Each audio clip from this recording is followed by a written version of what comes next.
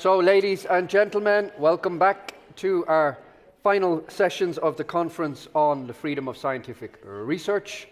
And our next session is on towards stronger protection of scientific freedom, what works in the EU and beyond. I would like to call up our next two speakers. We will have a panel discussion on how concrete initiatives, so think of mobility or fellowship programs, global tools, support for researchers at risk, so how such initiatives can promote and protect the freedom of scientific research in Europe and beyond. And I would like to call up to the stage, if you want to take a seat here on the far left, we have Frank Albrecht and we have Susanne Karls. Frank is head of the division for the Philip Schwartz Initiative and Academic Freedom at the Alexander von Humboldt Foundation, which supports researchers at risk and academic freedom. Susanne is the head of Unit for European and International Affairs and Social Security at the Ministry of Education, Culture and Science, OCW, in the Netherlands, which has recently focused on scientific freedom, and I think we're going to hear a little bit more about that. So please give them a warm welcome to the stage.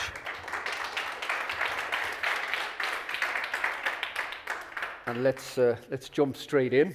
So, Susanne, the launch of Safe Science. So this is an initiative that you've been working on. Double check this works. It usually takes a second once you click it. So the launch of Safe Science suggests that threats, harassment and intimidation have increased for researchers.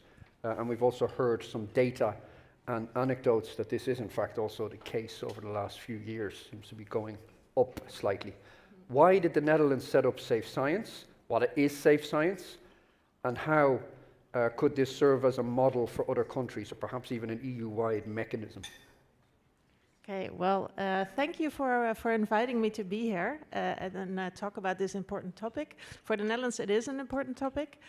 Why we started with the Safe Science initiative is that we had the Corona pandemic, and there we saw that in the public debate, scientists were being threatened more. At that time, we also thought that maybe trust in science was declining, but what research actually showed is that it was not the trust in science was declining, but the people that were against the science, they were more vocal. And actually, if you allow me, we just recently another report was being published in the Netherlands about trust in science, and it's still high. But what you see is that the flanks, so the extremes, that is growing. So the people that don't trust science, that group is growing, but also the people that trust science is growing, and that's why overall it stays the same. But that on a side note. So we got out of the pandemic. We saw that the scientists were receiving more threats. So we really felt that we needed to do something, and so that's when we came up with the initiative for Safe Science. Yes, so actually two things. One is what Safe Science, that was in the Netherlands, and we worked together with the alliances of the universities, our Royal Academy, and also our funding agency, NWO. So we got together, and with them we initiated this. And secondly, we also realized we could not do this alone as the Netherlands. We needed to attack this worldwide. So that's also when we got in touch with UNESCO and set up the Safe Scientist, or at least help set up the Safe Scientist program there. Nice. And Frank, the Humboldt Foundation's mission focuses on liberal values, bolstering of democracy, strengthening of academic and scientific freedom.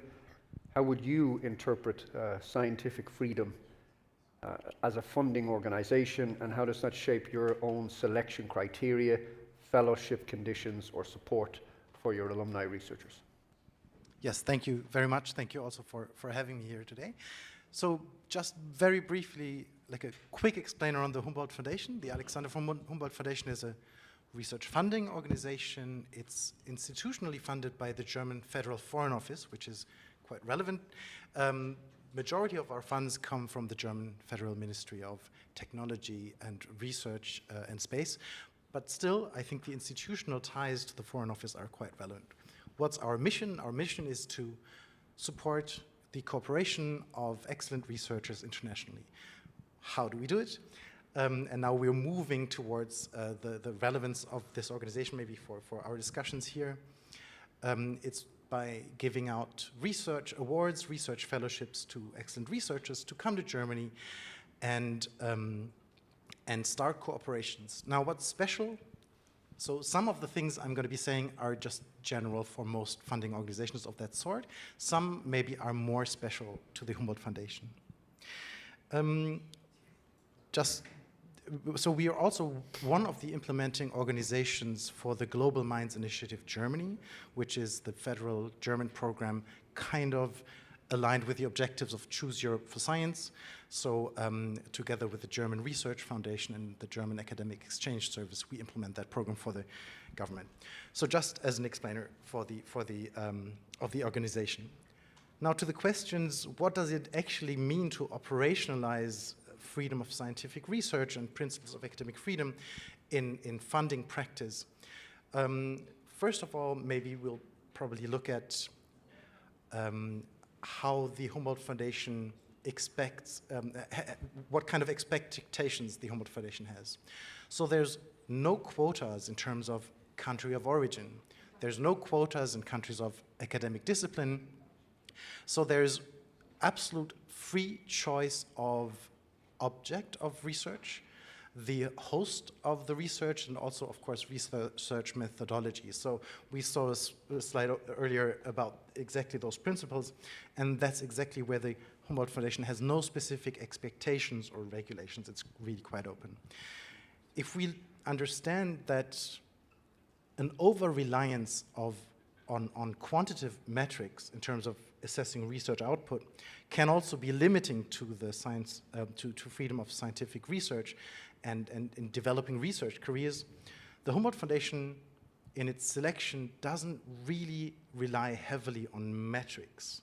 It's really much more about key publications. So it's really about quality more than quantity, so that we don't contribute to this maybe wrong incentivization, what kind of research output is produced. Another relevant point about maybe selection criteria is that, of course, there is going to be impact by the research conducted, but we don't demand that like an immediate impact is formulated when people apply. Impact, I think it's a legitimate interest, but I think it can be risky to really push researchers towards certain fields or research questions. So we don't have that strong focus on impact. And now maybe a last sentence on what's the funding model actually. So the Humboldt Foundation, the primary funding is actually only the first step. So there's a really high bar to become a Humboldt Fellow, but then afterwards, once you've managed, you will have a high level of trust in terms of what you can do academically, and you can come back to the Humboldt Foundation throughout your academic life to get a grant, to come back to Germany, to cooperate, to convene a conference in your country of origin. So it's a really high bar to enter, but then there's a high level of trust that you will do the right thing in terms of your research. And I think this, so we have an alumni network that is really alive and active of about 30,000 alumni across the globe. And primary funding is one important element of our work, but supporting the alumni network is maybe the more important one, because the alumni network, basically there's scientific ambassadors of Germany, because they've experienced Germany and German research, and they're all across the globe. So I think this approach tries to take into account a degree of flexibility and like really core liberal values in terms of freedom of scientific research. We've opened the door on the topical selection. I'm going to come back to it after a few moments. I'd like to dig a bit deeper on Safe Science. So coming back to you, Suzanne, Safe Science is described as a national hotline and reporting center for researchers or scientists at Dutch universities and research institutes. And this offers support to researchers facing intimidation, threats, or hate speech. Could you tell us a little bit more specifically how that works? What have your experiences been with the researchers, and how effective has it been so far? Have you followed up? Yeah. Okay. Thank you.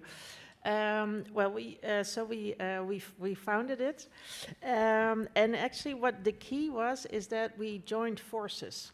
It's not a new organization with new people, new buildings, etc. But we realized a collaboration among all parties involved. So what we have is it has 3 components. One is a website, and there's information on the website for researchers, for universities, and also for managers at universities. It's in Dutch, but also in English. That provides information on what to do if you receive a threat, or where you can go, whom you can contact. It also helps the universities. What can the institutions do to make sure there's a safe working environment? And there's also, of course, for the managers, how do they respond if a researcher comes to them and say, I just received hate mail. What should I do? So that's it. The second is we have a telephone number, the hotline, that scientists can call if there's an immediate threat. The good news about the hotline is that it is in place and it has not been used. So what we found out, because you also asked about the follow-up, what we found out is that if there's an immediate threat, they call the police. And of course that's also the best approach. So that's the good news. And then the third is knowledge exchange. We don't want to reinvent the wheel. So we have the universities talking together, sharing experiences and sharing information. And also what has happened now is we started this as focused really on the safety of scientists, but this now has become part of a more broader social safety, social security at universities. How do we deal with a safe working environment and safe learning environment as well, also for the students.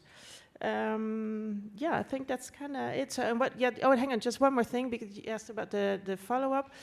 So far, the research shows that from this website is that in the Netherlands, on average, once a week, some kind of measure needs to be taken for some kind of protection of a scientist, and that could vary from getting the contact details offline, or possibly moving office for the researcher. We are waiting for the report for this year that will be published sometime next year, and I'm afraid it has gone up. What we've seen is also what you just said in your introduction, because we had many demonstrations at the universities regarding the Gaza conflict, and also there it's not only the researchers that were being threatened, but also the presidents of the board members of the universities. So I'm afraid it's gone up. But the good news on that is also the system exists now for a few years, so the universities know much better how to respond to these kind of things. So, yeah. Just can I ask, it's going up because there are more cases, or it's going up because you're becoming more prominent or visible, and so people know where to find you? No, I think it's because of the more cases. More cases. Yes, but it's an expectation. I don't have the data yet, but it's more. It's become much more in the news and much more out there. Yeah. And Frank, you have a specific initiative at the foundation. That's the Philip Schwartz initiative. This offers support to researchers at risk. So same question. Could you tell us more about this specific initiative? What has your experience been with the researchers, good or bad, and how effective has it been, I guess? Thank you. Yeah, the last question is really quite interesting, how effective, because how to measure effectiveness is quite interesting. Yeah. So the Philip Schwartz initiative was started by the Humboldt Foundation and the Federal Foreign Office 10 years ago, 2015. So the background, if we remember, was major migration movements from Syria and other countries. So that created a political moment of window of opportunity to create this program. It's a dedicated program for researchers at risk who are demonstrably at extremely high personal risk. The risk can be of a very different nature. So far, we've been able to support about 700 fellows from roughly 35 countries of origin, so you can already imagine the nature of risk is quite diverse. And they're being hosted at a bit more than 140 institutions in Germany, which kind of shows that increasingly over the past decade, the understanding of the need for solidarity with researchers at risk and an awareness of academic freedom has really grown across the German research landscape. It works a bit different from the programs I just described earlier. It's a bit much more safety and security oriented. Yeah, and it's basically a research fellowship in a safe haven at a German university for 2 to 3 years to rebuild an academic career after being exiled, after being displaced by armed conflict, political persecution, so all kinds of risks. I should also mention that we're also one of the partners implementing MSCA for Ukraine. That is a major emergency program launched by the European Commission in 2022 for researchers displaced from Ukraine, of course.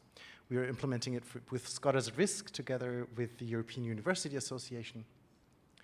And the European Commission actually mobilized 35 million euros to support researchers from Ukraine over those past 3 years. I think, I think the second part of your question related to what are the challenges we faced, is that? Yeah, what were the lessons learned? What worked, what didn't work, leading to the effectiveness, right? How effective was all of this? Yes. Well, I think there are different metrics to be applied in terms of effectiveness, just in terms of numbers and of careers maybe salvaged and researchers who we were able to maintain as members of the global academic community and not lose them to some non-academic job because they were desperate in exile. That is hopefully in itself a value, but I think one of the core questions we always have to ask ourselves is what happens next? So we're there to provide a first or maybe a second step, but I think we really, on a more systemic level, like within the German or European research area, have to think about what does it actually mean to provide safety, to provide a safe haven. It's not just giving out a fellowship for 2 or 3 years. This is the first step, and then a very long and arduous journey of rebuilding a research career with a sustainable research career.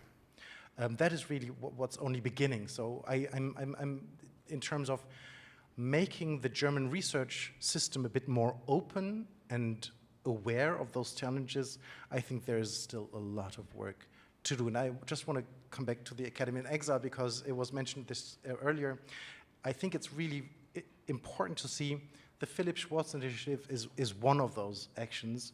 There are very different approaches. I think it was said earlier this morning, there's a value in diversity and difference. And I think it's really important to create different kinds of safe spaces and different kinds of instruments to provide. If we look at the European Union, there are only 2 national programs for researchers at risk. There is much more activity on the subnational level, but we only have 2 national programs, which is the Philip Schwartz Initiative and the POSE program in France. And I think this is really by far not enough. And I think really national governments, but also on the European level, there needs to be much more action. Just to pick up on something you said, do you see us losing researchers to, for instance, the public or private sector? Would you like to keep the top talents within academic research, or you see this more flexible that they can move to industry and perhaps collaborate or come back? I think our responsibility is to provide options, to provide the parameters that they can choose, researchers can choose what they'd like to do. What I meant by losing researchers was not from the academic sector to the research performing private sector, but to non-academic sectors, because they just basically have to take care of their families and earn some, some income, and frequently their research profiles and their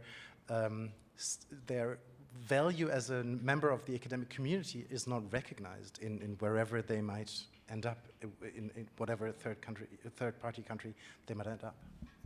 Yeah.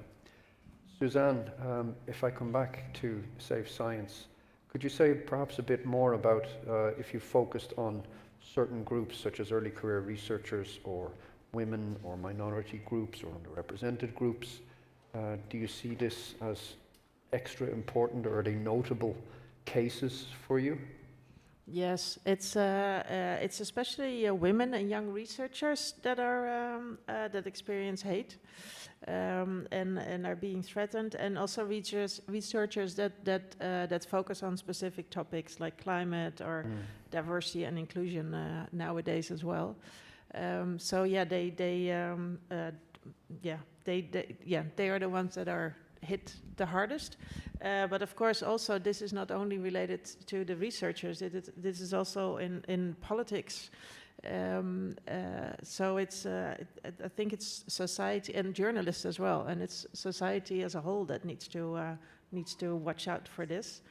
And that's also why I support the UNESCO program so much, because it's what we like for journalists. We've set up a lot of measures to deal with their safety and etc. And I think we should see if we can get that the same for scientists.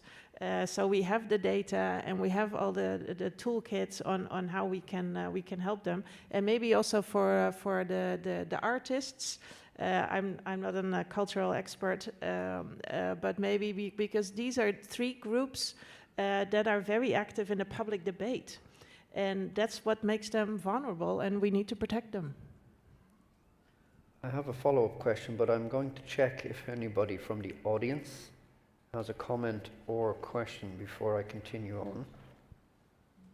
We'll give it a moment. Connor has his finger on his mouth. I'm not sure if that means there's something coming now. Slaven, I checked Slido before I go on. No questions. A topic that came up over lunch, and I think you implied towards there, Frank, was that you don't apply strict criteria on the selection of topics. Now, if you remember my definition at the start, we said that scientific freedom was the freedom to decide or define your own research questions, define and perhaps employ your own research methodologies, develop your own theories. My question is this actually currently true? When we look at many funding systems, national funding or topical funding programs, which in many cases define already what they want. Maybe not down to the specific question, but some do, especially job adverts for researchers. But at that funding level, are they already restricting, to an extent, scientific freedom?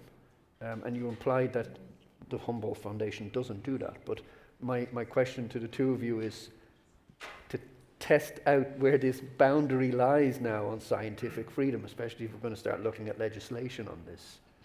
So how do you feel about that pre-decision on what should be funded and what should not? And we know that basic research and less applied research, of course, is always getting a bad rap. Suzanne? Right. Okay.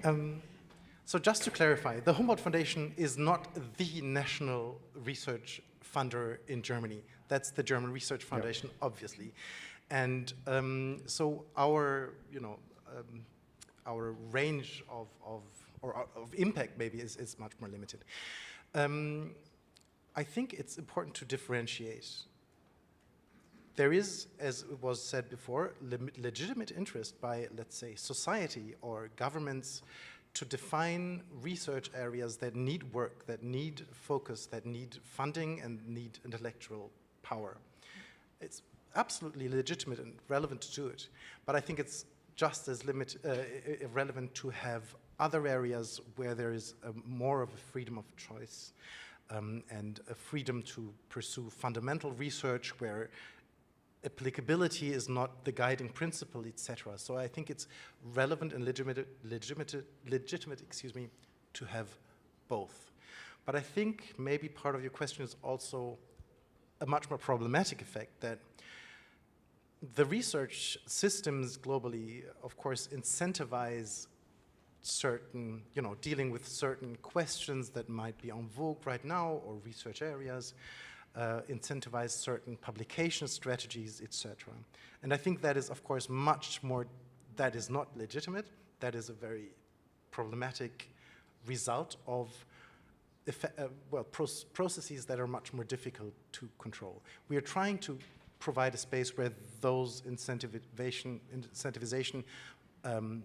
processes don't play such a role, but obviously we're just one actor among many. But it's, I think, important to keep those things apart, like legitimate interest and illegitimate incentivization. Yeah, I agree, and I think we need both kinds of research. We need the fundamental for the long term, but we need maybe to steer a bit more on the societal challenges that we have today. And also, indeed, if you talk about if scientists don't feel safe to do research on what they want, or they don't feel safe to travel to a specific country that they don't want, then you get self-censorship, and that's not what science is about. Slaven, I check, is there any questions you'd like to ask from Slido? So there are actually two questions in the slide, and perhaps somebody from the audience. So the first question is to the panelists: what about the open access requirements? Are they treating academic freedom? Are they limiting academic freedom in your view? That's the first question. Second question, it's a bit more difficult to understand, so I will just read it. Should EU restrictions be revised since populist countries aren't engaged in funding research, education, and scientific freedom? But perhaps let's start with a question on the open access requirements. So I guess the first question is, does an open access requirement you must publish in, for instance, an open access journal, is this a form of restriction of academic freedom? In other words, not necessarily about what you can research, but where you can publish. Is that a form of academic freedom? I have to think about that one, because I trust it implies if you have to publish open access, you don't publish in Nature. Yeah. I'm in doubt about that one. I don't know who asked the question. I don't know. I think me too, Yeah. to be honest, because I thought the objective is really the other way around, and so I find it a bit difficult to answer that question in this way. I'm not so sure. Sorry. Yeah, no. This question came up, I remember, at the proposal of Plan S years ago for open access requirements. That many researchers felt, because there was a limited number of open access venues that they could publish in, that they were now heavily restricted. And they interpreted the fact that they were now restricted where they could publish as a form of restriction on their expression, and thus a form of restriction of academic freedom or scientific freedom. And how did we solve it then? ERC pulled out a Plan S, not necessarily from this, but as several consequences, because the publishers weren't playing along, and I think it's been playing out over the last few years. More and more journals have been aligning with the principles, but many of the journals have not. So there's a bit of a tension still on the requirements. The Commission does require along the lines of Plan S principles, and it's signed into grant agreements. So it's an agreement you enter into the moment you accept a grant. But if it's a type of restriction or not, I don't know. Well, maybe it could be understood to a degree this way, but on the other side, access to that knowledge that's being produced, that Yep. is, of course, has the opposite effect. It's being widened if it's not, highly limited, expensive journals. So I think maybe there's a certain balance to be struck. Kader, and do we have a microphone on the floor? Savin. Thank you. Thank you. I'd like to invite you to think about how to integrate the Global South into programs, into research programs, because what we see, the demographics in Europe are changing because of migration and because of flight to Europe. Refugees and migrants are changing the way in which we look into the future, and we don't have enough area studies programs about Afghanistan or Syria or any MENA regions that can really help us to think about the future of Europe. I find that we do have some programs, PAUSE and the PSI initiative. Of course, we need to have more than just offering fellowships to academics from abroad, because these fellowships don't give them any safety. They're just for, we do the same. We can only have third-party funding and give them 2-year fellowships at most, which means that they don't have anything that counts towards their residence permit in Europe, or it doesn't count towards the social security benefits, nothing. So after 2 years, they have to leave the country or apply to asylum, which is not what we want for these academics, because we make them immobile, then we won't be able to help them continue their research. And often after 2 years, returning to their home country is not yet possible. We can see that it took a long time in Syria, and not even return is possible now. But even with Ukraine, 2 years is not enough. So what is the sustainable answer here? I think we first probably need to provide more tenure at all at European institutions, but include academics from the Global South in order to promote the research that we need to think about Europe in the future. So it's really where I think we need to go, and I don't know how to get there other than saying it out loud here, that in order to have some safety of research and be able to actually do something sustainable, fellowships are just plasters on a problem. They're not really what we should be talking about here. We should be talking about what do we do after. And I think we've been doing this for years now, Frank. And what's the next step? Can I respond to that? Go ahead. Okay. There are so many important issues in your in your question. Thank you very much. So, on a very operational level, we used to have contracts. So, research fellowship used to be employment contracts at German universities in the Philipp Schwarz initiative. In that provided just a modicum of more security and a way to the blue card, etc. All those things that are extremely important, access to state health insurance schemes, etc. It's the sheer need that really, really increased significantly, it really exploded since 2021 for this kind of support, where we had to make a difficult decision to say, okay, can we increase the number of fellowships, or do we keep it at a lower number and then provide employment contract fellowships? So that's really operational, but it's a relevant issue for each and every researcher, who then has a much more insecure position if they just have a research fellowship in terms of status at the university, etc. So what you point out is absolutely right. Now to the maybe larger point, I think there are some very productive discussions around diversity, equity, inclusion in German and European academia, but the realities of being exiled and forced into exile, being displaced, I think they should be acknowledged much more strongly as like a dimension of diversity. What does it mean if your research career is interrupted, you are unable to publish, or whatever, for years maybe, because you're in a precarious transit situation?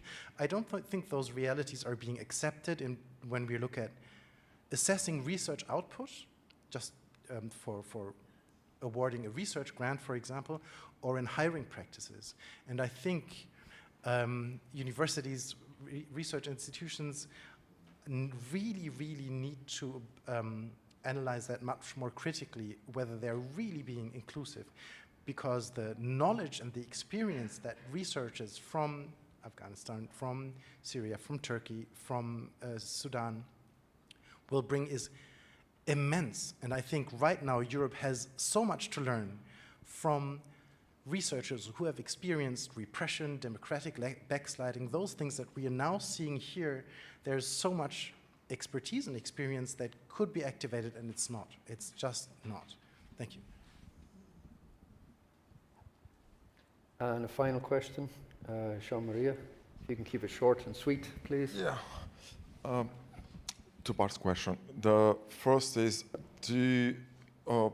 based on your data experience or the information you have in your programs, is there any change for researchers from specific countries that at one point, due to security reasons, they have been experiencing a change of attitude in their research groups and their universities? Or because we, from our survey on the Marie Curie alumni, we have members that said that all of a sudden they were locked out of the laboratory or started to be treated with suspicion because of their passport, basically.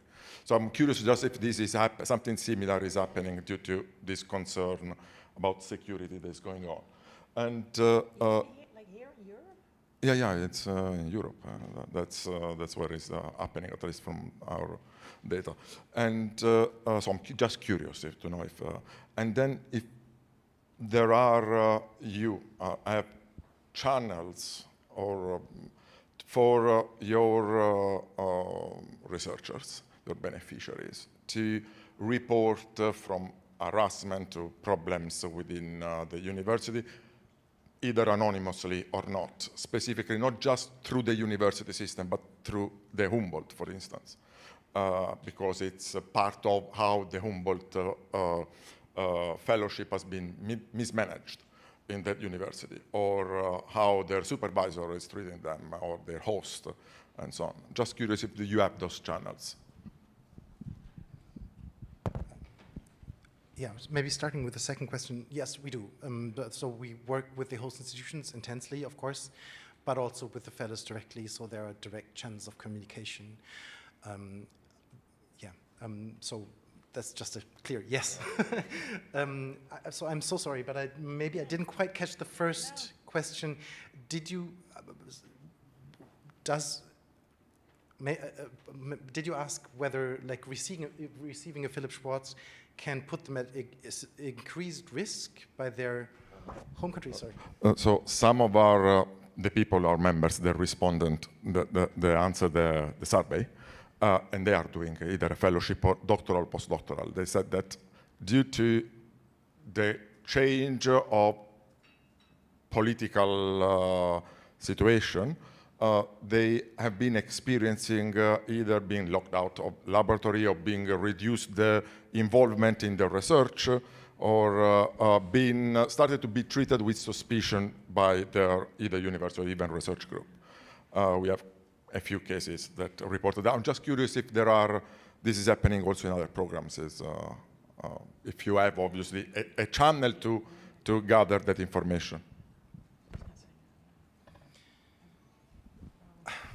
So it's about the European situation, right? It's not, of course, yeah. I don't know that we've received reports that are as serious as the incidents you describe, but of course there is a change. There's an increased concern. For example, there has been media attention about the fact that we as a Humboldt Foundation support cooperation with Chinese scholars, which increases concerns. And we had this discussion about securitization that is extremely relevant, de-risking, decoupling, all those things. I think so we haven't had such serious reports yet, but I think those questions will arise more and more frequently. And the term of proportionality is really essential here. So freedom of scientific research for academic collaboration, but also an awareness of security issues. Yeah, and also from like we don't have any. I mean, I don't have. I have not heard any specific stories like that, like what you mentioned. It's more. The only thing I can come up with is that then, but maybe that's what you're. No, but that's also no. Sorry, no. We have all different kinds of incidents. But I'm not familiar with the ones you ask after. For example, one of the things that we see in the Netherlands because of all the demonstrations, the protests that we had at the universities, is that it's sometimes difficult for Jewish students or Jewish professors to go to the campus because of their safety and things like that. Or if we have a speaker invited at the university from either side, to have to have the speech, have the gathering, things like that. Those are challenging, and we're dealing with it the best we can. But yeah, it's okay. We're going to close the session there. Please do thank Frank and Suzanne.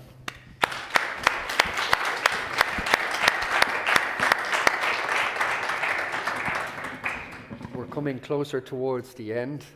We shall be more or less on time. I would like to pull up Slido once more.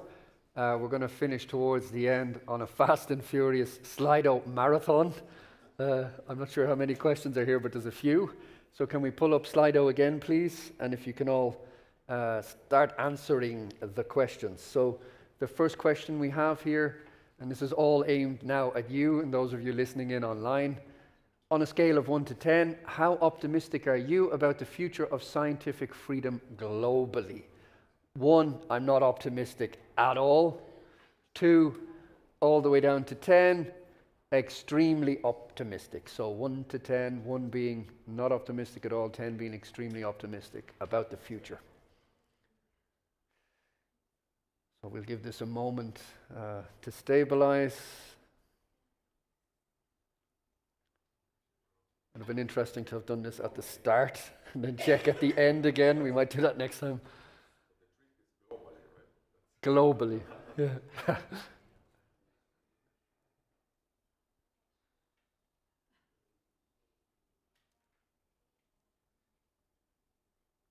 Okay. Seems slightly more pessimistic. I'll see if we have time to come back to that one. There are some positive signs here, I guess, around 6 and 7, but there's certainly more negative view on this globally. Somebody has heard me and has come into 9. Let's move on to the next question. So the next question is, do you feel you have full intellectual freedom to pursue and defend scientific truths in your work? Yes, no, I don't know, I prefer not to say.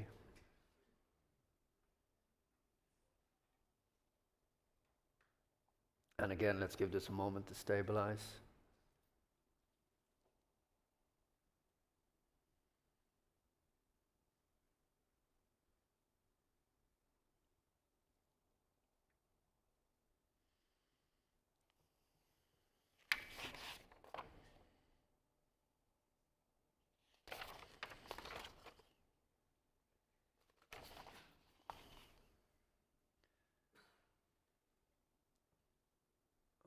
Okay, it looks like yes and no are stabilizing around the same amount. What have we got? Around 43% for yes, I feel I have full intellectual freedom. 37% for no. Not 100% sure what the reasons there will be. We'll see if we have time at the end. Let's move on to the next question. To what extent do you feel scientific integrity, responsibility, and freedom, I guess that's 3 things, are upheld in your institution? And we have fully upheld, slightly upheld, not at all, moderately or strongly upheld.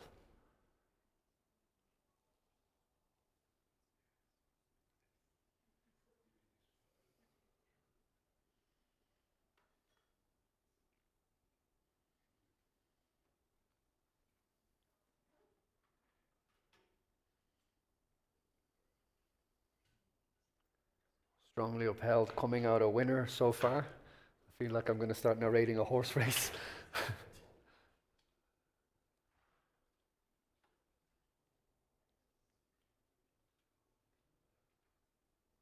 Okay, so strongly upheld, what are we at? Around 45%.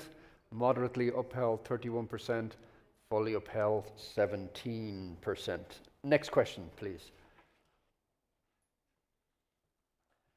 Would you feel safe reporting research misconduct or compromised research within your institution? So would you feel safe doing this? Yes, no, I don't know, I prefer not to say.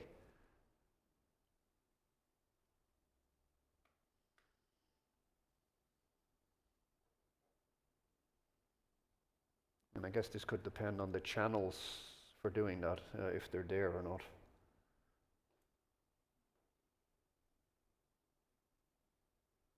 We have a quite strong winner there, but no is coming back up. No, it looks like yes, so the money's on yes, 62%, no, 27%, give or take. Next question. Do you believe public trust in science is being eroded? So it's going down. Yes, no, I don't know.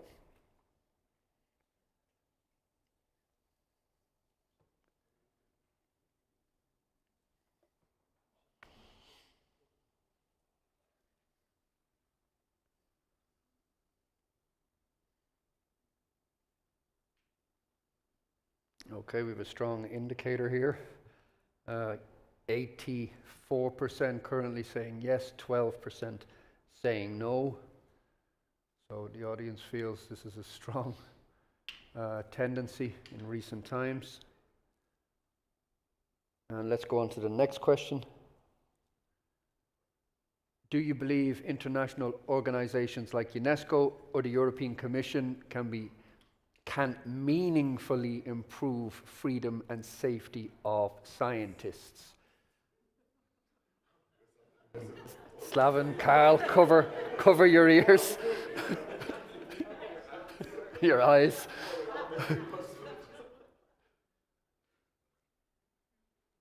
We have the positive answers coming out on top here, so let's see where we stabilize.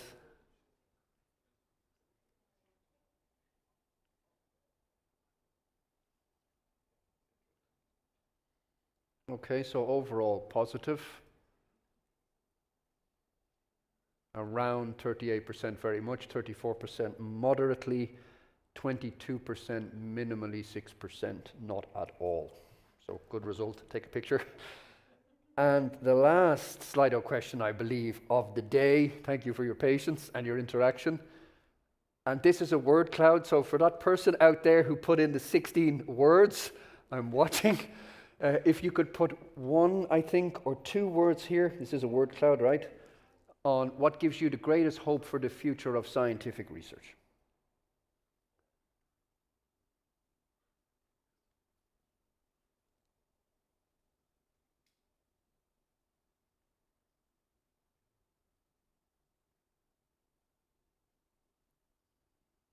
Let's give this a moment to stabilize.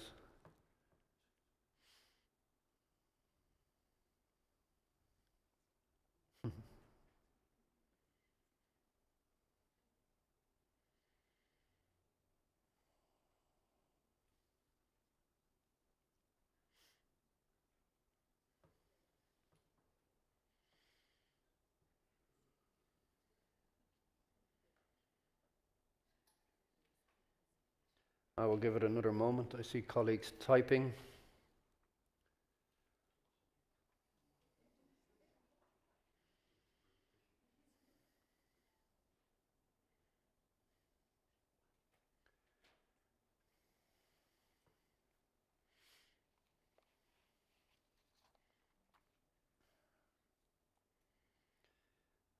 Okay, so we have a good few answers here. One or two come out a bit stronger. This event, thank you. We have good funding, human curiosity, freedom of speech, free speech, the ERA Act, democracy, and there you are right at the top. Questioning the assumption of the current reality. We have change of questions, the European Union, discussions at EC, UNESCO, truth prevails, common sense, legal implementation, researchers, which started out quite big, but it is there, women scientists, researching is what is really needed for survival. I think I will leave it at that, but we have at least a good few positive things that gives the colleagues hope. So we come towards the end of the day of the conference. We have a very short session now, just on some reflections. So this is called the open floor, questions and reactions. And what I would like to do now is ask two of our colleagues just to give some very short reflections on the day. I would like to call up Lodovico Follin Calabi, who is director at the UNESCO Liaison Office in Brussels. So if you could give us some of your reflections of the day, of the topics. The floor is yours, the mic is live.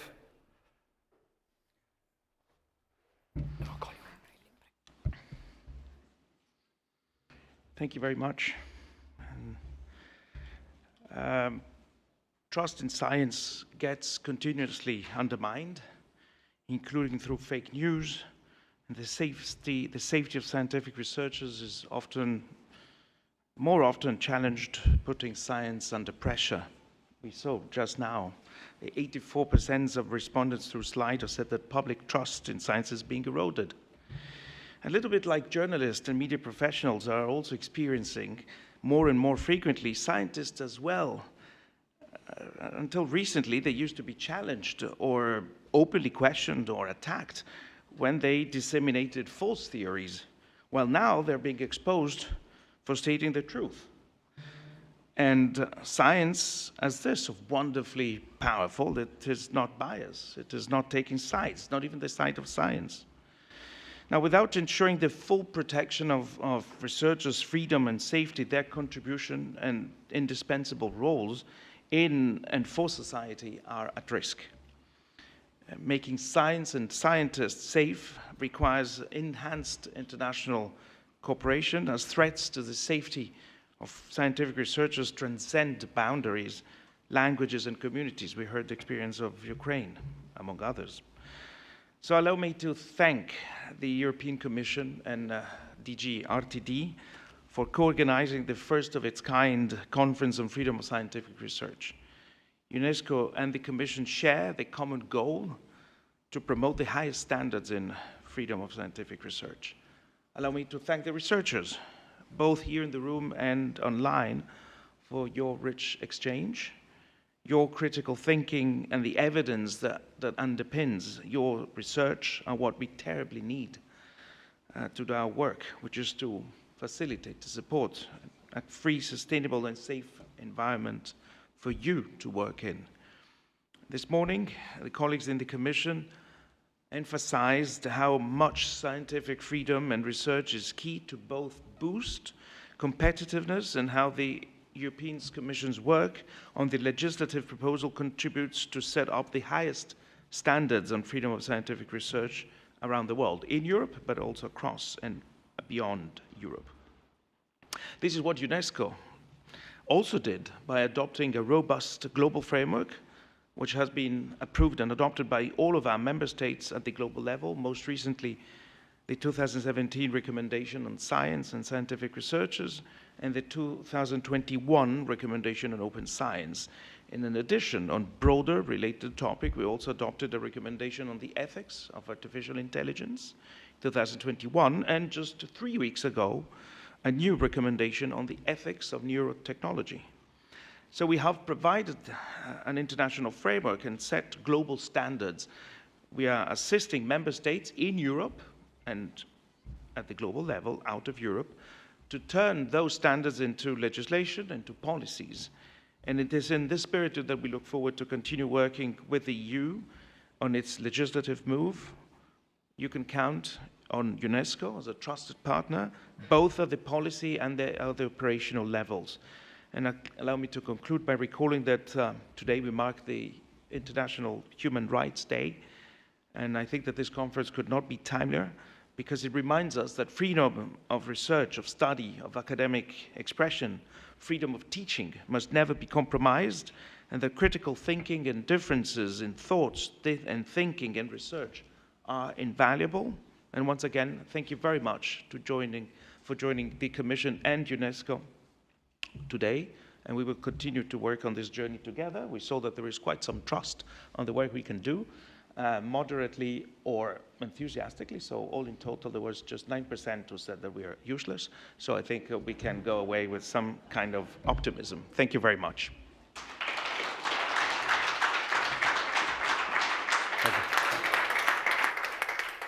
And if I can call Slaven up also for some final reflections.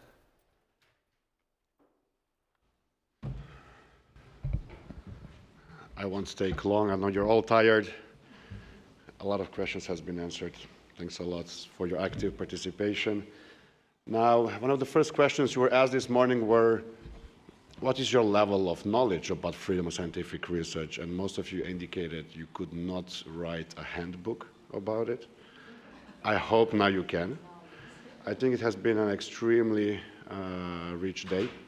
For the first time having a conference on this topic. I think if you were not familiar with it, perhaps it was also a bit alarming, because often you hear some stories in the media, but it feels kind of far away. And in the morning, we were very much immersed into the problems. We had personal stories of people that are with us, or something far away from us. We had experts present their findings, data, showing clear things that the situation is not evolving in a good direction. And then probably you try to make the sense out of it. What are the type of issues? What are the potential solutions? And then you filled in this word cloud this morning. And I think we had like, I don't know, more than 40 contributions. I think there were like 30 different contributions. And this is the challenge of protecting this freedom, is that there are so many different type of threats. The political one was a bit the most popular one, but if you look, there are so many different ways that this freedom can be tackled, can be limited. And this doesn't make it easy, because we like to think in a way where we have one problem and possible solutions, and here suddenly you feel it can come from so many different ways, domestic, foreign, from the institution, among the researchers, from the society, censoring it, from self-censorship, from all kinds of very visible things where you have loss of possession. And I think the Free to Think report very much highlighted the worst cases out there, but it is also a lot of these very subtle cases. And we didn't even go today into very subtle cases, such as somebody is not promoted, for example. So it is a very complicated thing, and I'm sure maybe now your head is very much full with all these things, and maybe you're a bit confused. So I think definitely this conversation needs to continue. Now, it is a good moment, because not only because it is the International Day at Human Rights, but we do see that space for science is under pressure. We know if this continues to happen, we will not have a lot of, there won't be any positive side effects.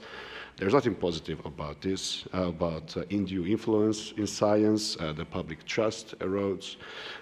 Many lives, and some of them we have heard today, are negatively impacted. The policy making becomes harder, and scientific and economic progress suffers. If you look at the last questions, I think, for example, one of the questions was, do you feel free to report scientific misconduct? 60% said yes, something like that, right? 60%. But 27% said no. 1 out of 3 does not feel free to report scientific misconduct in their organization. Scientific misconduct, falsification of data, for example. I mean, I do find this figure quite a lot, even though if it is not the most popular options. One of the purpose of this event, it was also highlighted in this, in the previous, in the second session of today, which was about the ERA Act, was the importance of awareness raising. The awareness raising is to inform you, but also hopefully you will become also some kind of activists on this topic. This cannot be just a topic which is given visibility by either only the EU or a couple of experts. It is clearly that we need, that this is a collaborative effort, because the loss of public trust in science, it's really something that impacts us, us all. What I found also very important, the slide of, one of the questions was, can the UNESCO and European Commission have a meaningful impact on this? This is where I answered moderately. I think the ERA Act is going to be a very strong, a good step in the right direction. But we also know that in countries where there is strong legislation, there are still some issues when it comes to this freedom. Nothing can, so it will not sort out everything. This is also a moving target. There are always new tactics being found. There are always new ways being found to limit this freedom without doing anything illegal. So the work will definitely continue. And I also want to highlight one of the final questions. What do you find? What gives you hope? It was this event, so I see this as a positive sign. I know you're very, very tired, but I think it does give us a little bit of motivation to, in the future, consider organizing a very similar event. Now, before handing the floor to Garrett for very last moments, just at the end of the conference, there are always a very long list of thank you remarks. So I will do the same, because there are quite some people who have worked hard behind the screens to make this happen. From the UNESCO side, of course, Karl van Netelbosch, Luigi, but somebody who is not with us is Kostas Tararas. I think he's streaming from a hospital, so this is the dedication. And from the Commission side, you have not seen a lot of colleagues, but have been a lot of colleagues involved in this in the background, and they are very much working for the conference of tomorrow. And for that, I want to definitely thank also Vera Nygaard, who I think is also probably watching this next on her phone while sorting out urgencies for tomorrow. And finally, all the AV crew, VO Europe, etc. So thanks a lot for being here, and let's work together on this topic in the future.